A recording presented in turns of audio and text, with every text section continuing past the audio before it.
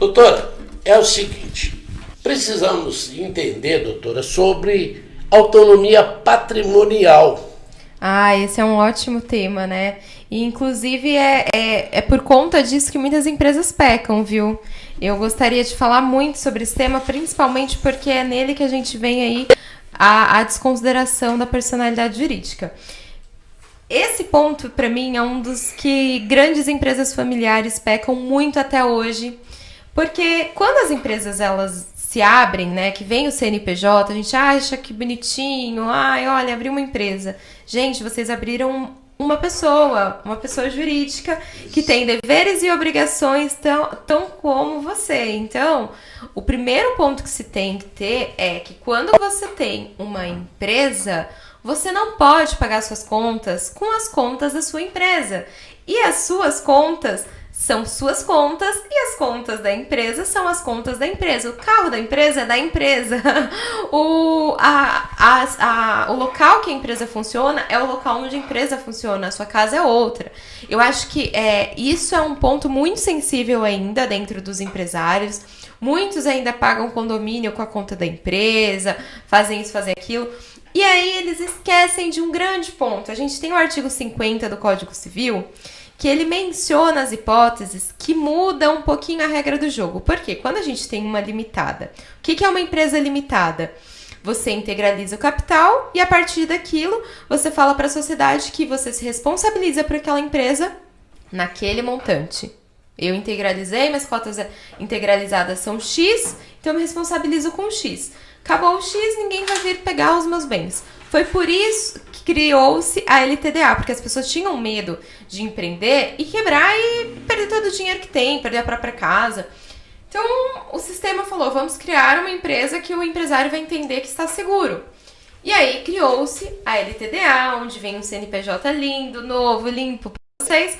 E aí, quando vocês recebem esse CNPJ, vocês recebem todos os encargos de ter uma segunda pessoa, onde ela tem que ser autônoma. Ou seja, ela não pode depender dos seus pagamentos. Se você fizer um pagamento, você tem que tomar muito cuidado com o seu contador para como que aquele pagamento vai entrar na empresa. Então, por quê?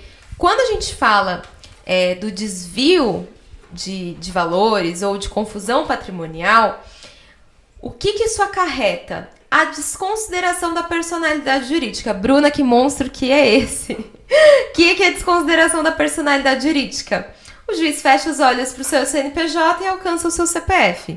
Exato. A empresa tinha a obrigação... Então, comprei um sorvete... Eu comprei vários sorvetes lá com o Rogério, né? Sim. Comprei vários sorvetes com o Rogério. E não consegui pagar. E eu comprei com a minha empresa. Não consegui pagar, e aí eu pago minhas contas pessoais com a empresa, as contas da empresa... E aí o Rogério entra com uma ação contra mim. E aí ele fala, olha, mas a Bruna, ela não tem divisão patrimonial. Ela paga as contas dela. E, gente, tem como saber isso, tá? Eu tô aqui falando bem estaticamente, mas isso tem pesquisas hoje que você faz e você descobre facilmente isso. Então, olha, não tem autonomia patrimonial, então. Então, se não tem autonomia patrimonial e a Bruna paga as contas dela com as contas da empresa... a Bruna vai pagar também as contas da empresa. E aí, o Rogério vai ser pago pelo meu CPF.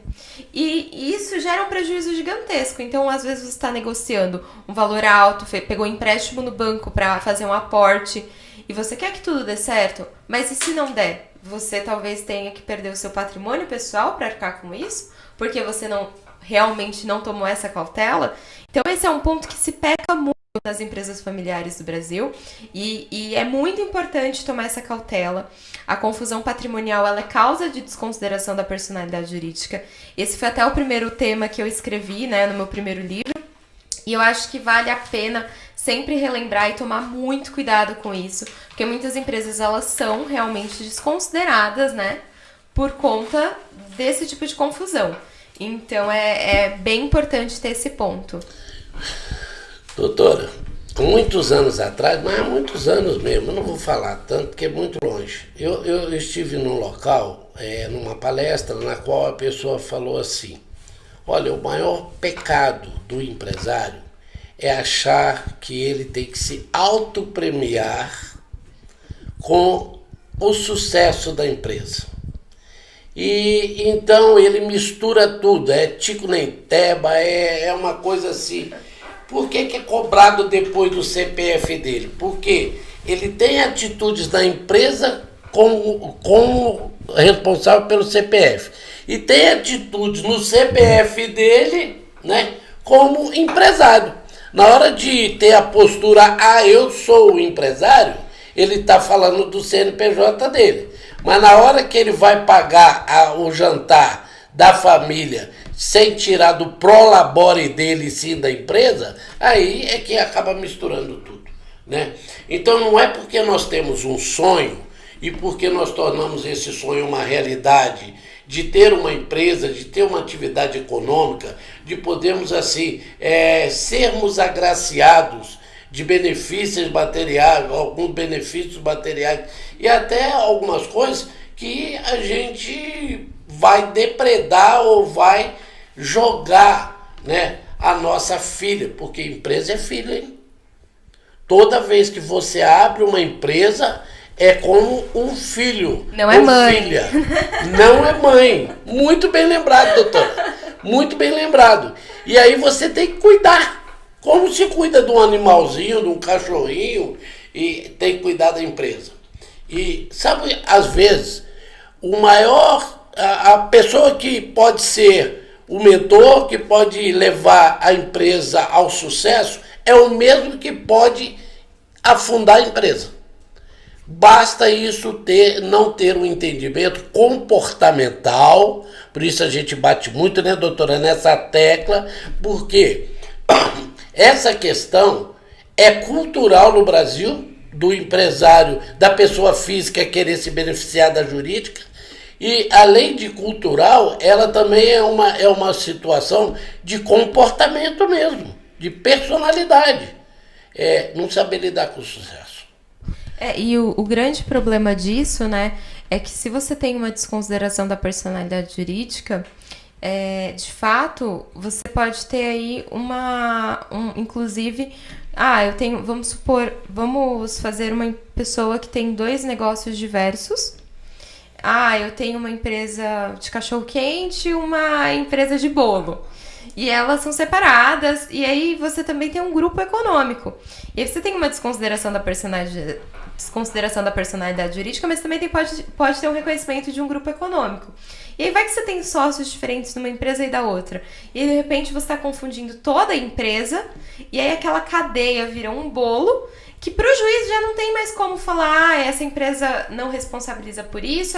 Então, assim, essa cautela ela é muito importante. E muitas das vezes é bom lembrar que quando a gente fala de empresa familiar, às vezes você tem um primo, você tem um irmão, você tem um filho que toca uma empresa um pouco parecida com a sua. Você teve um problema que ali vai precisar de responsabilizar alguém, já vai puxar o seu familiar, que às vezes não tem nada a ver com o seu negócio. Então, assim, tomar muita cautela, que a gente vê demais acontecer isso no mundo jurídico. A empresa não tem nada a ver, acaba respondendo por quê?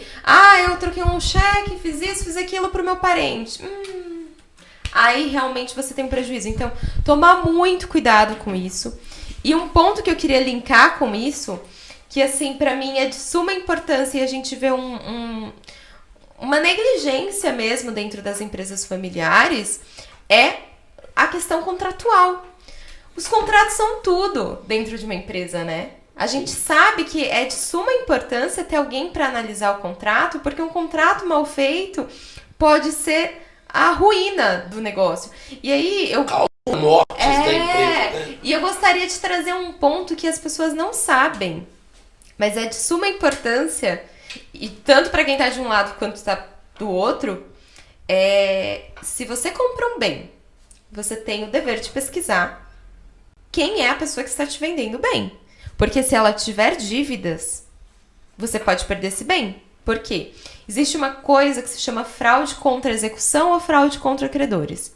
Se a pessoa tem dívida e ela está vendendo os bens, e ela sabe que tem dívida e está vendendo os bens, pode ser que ela esteja fazendo uma manobra ou não de esvair o patrimônio para não se responsabilizar por aqueles débitos.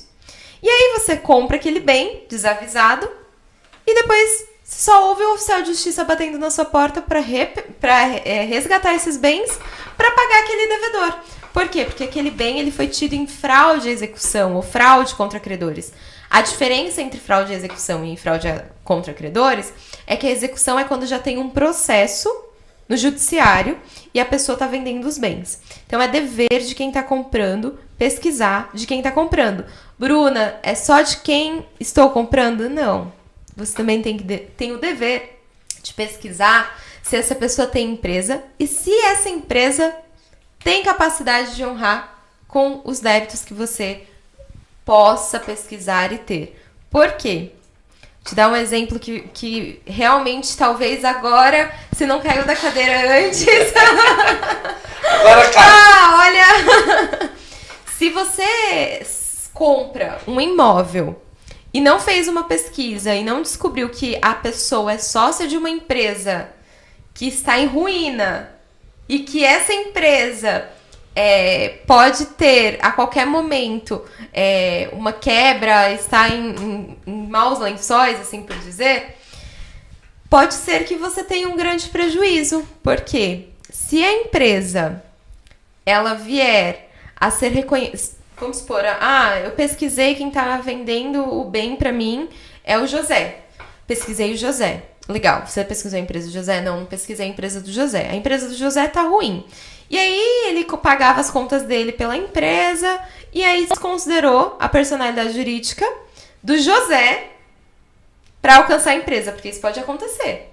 Se você mistura, as suas dívidas também podem alcançar a sua empresa. Aí alcançou a empresa do José. Aí você fala, bom, mas eu comprei da empresa do José o bem. Comprei da empresa do José o bem. Mas você não pesquisou o José. Aí você fala, bom, comprei, não tem nenhum problema, a empresa conseguia pagar as próprias contas, o José que era o problema. Não, não é verdade. Porque se teve a desconsideração da personalidade jurídica, vai atrás do seu bem, mesmo que você tenha comprado da empresa que estava bem, que estava funcionando tranquila. Então, às vezes, você pesquisa a pessoa está saudável, mas se a sociedade empresária não está saudável e você tem uma desconsideração da personalidade jurídica, você perde seu bem. Mesmo, essa é a parte que você pode cair da cadeira. Mesmo que que você tenha pesquisado, a empresa está funcionando, e aí você comprou o bem, ainda não teve desconsideração da personalidade jurídica. Ainda assim, quando tiver, pode vir buscar os seus bens. Então, é por isso que é de importantíssima... para mim, é um ponto, assim, gigante, que o empresário busque uma análise contratual de todos os negócios que está celebrando, porque uma compra mal paga pode gerar muitos problemas. Então, tem um ditado jurídico que é quem paga mal, paga 2 vezes. E quem compra mal, compra 2 vezes. Porque se você não fizer as pesquisas de um modo adequado, você pode perder o imóvel que você comprou. Você pode perder o carro que você comprou. Bruna, comprei aqui um CD, porque eu tenho 2 lojas e vou começar aqui montar. E descobri que a empresa tinha dívidas. A empresa do vendedor. Será que tem problema? Tem problema. Então, eu acho que quando você tem um advogado que ele vai olhar o macro, é muito importante. Porque as pessoas elas estão acostumadas a achar que tudo dá certo, que a gente dá um jeitinho, e às vezes não dá. Então, assim, esse é um ponto que, pra mim, é de suma importância que os empresários que estão nos assistindo tomem cuidado. E contratos de dei exemplo aqui, mas todo tipo de contrato tem um risco envolvido, né? Gostaria de primeiro aqui, né, agradecer vocês e cumprimentar pessoalmente o Thiago, Eli Barreto, porque assim, aqui é um momento que proporciona de informação muito relevante, né? Como já foi mencionado aqui, o empresário, e não só o empresário, as pessoas no geral, elas muitas vezes não têm acesso fácil ao universo jurídico, né? Porque a gente sabe que cada vez mais tentam afastar com jargões e o empresário e a pessoa que está ali tentando empreender se vê impossibilitada de conseguir cumprir todas as regras jurídicas que se tem no universo. Vai estudar um tema, tem um monte de palavras, né, juridiquês que não é acessível a todos. Então, esse tipo de proporção, de conhecimento que vocês estão causando nesse momento é de grande magnitude. Agradeço muito o espaço de fala que vocês me trouxeram. E respondendo, Rafael, eu até tinha ventilado, né, que contrato social não é uma receita de bolo. O contrato social, ele precisa realmente refletir a sociedade. Gente, é o contrato social. Ele tem que refletir a sociedade. Não existe um contrato social modelo. O contrato social modelo é aquele que foi feito do modo que deveria refletir a sua empresa. Então é necessário que lá se tenha de fato o que acontece na sua empresa. Quem é o sócio administrador, como que vai ser feito, quem que vai deliberar, quem que vai dar procuração. Isso não é um modelo de internet que vai resolver. E aí no dia a dia você começa a ter empecilhos, aí você vai procurar no contrato social, não tem a solução. Gente, o contrato social é a regra do jogo. Se tem uma discussão, como que faz para resolver? Que sócio que sai? É lá que tem que estar isso. É no contrato social que tem que estar prevendo, em caso de fraude, como que o sócio vai responsabilizar o outro. E no dia a dia, então é extremamente importante que o contrato social reflita a regra do jogo para a sua sociedade.